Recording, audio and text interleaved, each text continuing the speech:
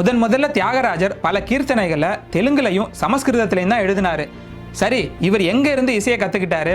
தமிழ்நாட்டில இருந்து இவர் உருவாக்கின இசை எப்படி கர்நாடக இசைன்னு பெயர் வந்தது அப்படின்னு கேட்குறீங்களா? இங்கே தான் வழக்கம் போல மிகப்பெரிய மோசடி வேலையை செஞ்சிருக்காங்க பிராமணர்கள். உண்மையிலேயே இவரோட பாடல்கள் எல்லாமே தமிழர்களோட தமிழ் இசை.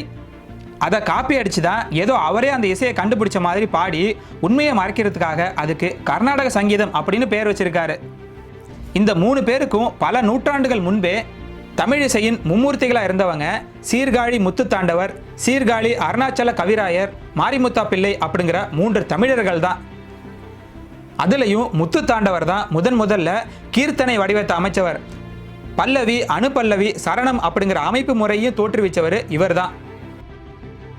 சொல்லப்போனால் கீர்த்தனை அப்படிங்கிறதே தமிழர்களோட தான். தமிழ்நாட்டில் குடியேறின பிராமணர்கள் இங்கே கோயில்களில் பாடப்பட்ட தேவார இசையையும் நாதஸ்வர இசையும் கேட்டு அதை தங்களோட தாய்மொழியான சமஸ்கிருதம் மற்றும் தெலுங்குல காப்பி அடிச்சிருக்காங்க.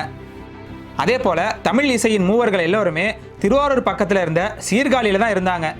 தமிழ் இசையின் மூவர் இருந்த சீர்காழிக்கும் கர்நாடக இசையின் மூவர் இருந்த திருவாரூருக்கும் வெறும் 60 கிலோமீட்டர் தான் தூரம். இதில் இருந்தே கர்நாடக இசை அப்படிங்கிறது தமிழரோடது அப்படிங்கிறது உறுதியாகுது. அது மட்டும் இல்லாமல் தியாகராஜர் எந்தெந்த தமிழ் கீர்த்தனைகளை தேவாரத்திலிருந்து காப்பி அடித்து அதை தெலுங்கு பாடல்களாக மாற்றினாரு அப்படின்னு தமிழ் இசை அறிஞரான சா ராமநாதன் ஒரு பெரிய பட்டியலே வெளியிட்டு அதை பாடியும் காமிச்சாரு. ஆனால் அவருக்கு முன்பே ஆபிரகாம் பண்டிதர் அப்படிங்கிறவர் கர்நாடக சங்கீதத்தை முழுமையாக கற்று அது தமிழ் இசையிலிருந்து தான் வந்தது அப்படின்னு ஆதாரத்தோடு நிரூபித்து கர்ணாமிர்த சாகரம் அப்படிங்கிற புத்தகத்தையும் எழுதினார்.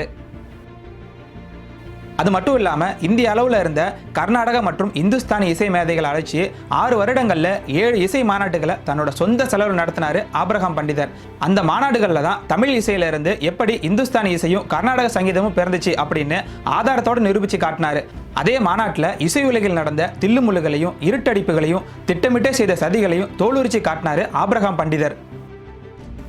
இந்திய இசையின் சுருதிகளை பற்றி ஆராய்ச்சி செய்த ஆபிரகாம் பண்டிதர் சமஸ்கிருத நூல்களில் சொல்லியிருக்க மாதிரி சுருதிகள் 22 கிடையாது, மொத்தம் 24 சுருதிகள் அப்படின்னும் அது எல்லாமே தமிழரோடது அப்படின்னு பாடியும் காமிச்சு நிரூபித்தார். சுரங்களை நுட்பமாக பிரித்தா அவை சுருதிகள் அப்படின்னு அழைக்கப்பட்டது.